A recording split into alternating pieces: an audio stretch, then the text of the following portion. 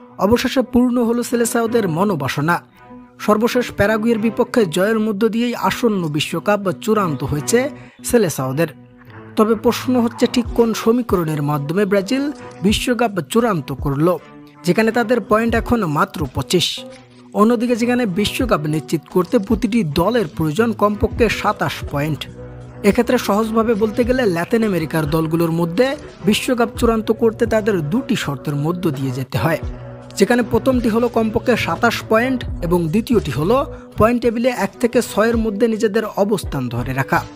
তবে বর্তমান পয়েন্ট টেবিলের দিকে তাকালে দেখা যায় ব্রাজিলের অবস্থান তালিকার 3 নম্বরে, 2 নম্বরে ইকুয়েডর ও 1 নম্বরে আর্জেন্টিনা, যেখানে ব্রাজিলের বর্তমান পয়েন্ট 25 এবং তাদের পরবর্তী দুই প্রতিপক্ষ বর্তমানে রয়েছে পয়েন্ট টেবিলের 7 এবং 8 নম্বরে এবং যাদের পয়েন্ট যথাক্রমে 17 এবং 18। ফলে পরবর্তীতে ব্রাজিল যদি এই দুই প্রতিপক্ষের সাথে হেরেও যায়, তবে তারা কোনোভাবে ব্রাজিলকে এড়িয়ে যেতে পারবে না।